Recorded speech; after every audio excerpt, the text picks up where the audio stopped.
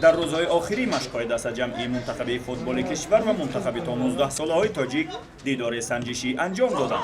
دستپروران عثمان تاشف و مبین ارگشف در میدان مرکزی جمهوریوی با هم نیرو سنجیدند. از آغاز رقابت پرشدت جریان گرفته دو جانب حمله‌های پی در پی انجام می‌دادند.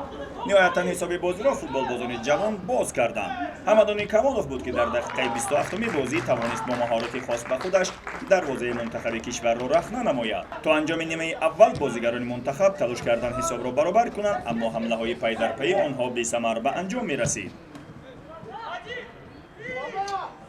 نیمه اول بازی میان منتخب تاجیکستان و منتخب تا 19 ساله‌ها با تنها گل حمدانی به انجام رسید و این تیم جوان را در پیش سنجش یک نیمه دیگر هست. اما هر دو تیم را در سال جاری امتحان‌های دیگری در پیش هستند، یکی بازی‌های مرحله گروهی چمپیونات جهان و دیگری را چمپیونات آسیا.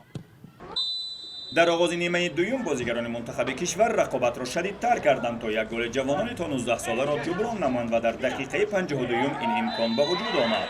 قاعده تیزی در جریمه‌گاه منتخب تا 19 ساله‌ها و داور ضربه 11 متره تعیین کرد، اما احتم نظروف نتوانست آن را به گل تبدیل دهد. منتخب فوتبال کشور فشار را به جوانان بیشتر نمود، اما آنها تصمیم داشتند از این سنجش با سربلندی برآیند و به فشار با فشار جواب دادند.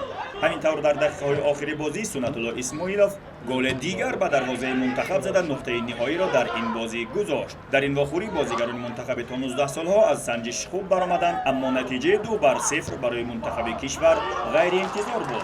در هر صورت چون بازی سنجشی محسوب میشد، در نیمه دوم سرمربی‌ها تعداد زیادی بازیگران را عوض کردند تا هنر و مهارت هر کدام را بسنجند و بتوانند بهترین ها را انتخاب کنند و منتخب قابل اعتماد تشکیل نمایند، زیرا در ماه اکتبر قرار است منتخب کشور در مرحله گروهی چمپیونات جهان و منتخب تا 19 ساله‌ها در چمپیونات آسیا کشور ما را معرفی نمایند.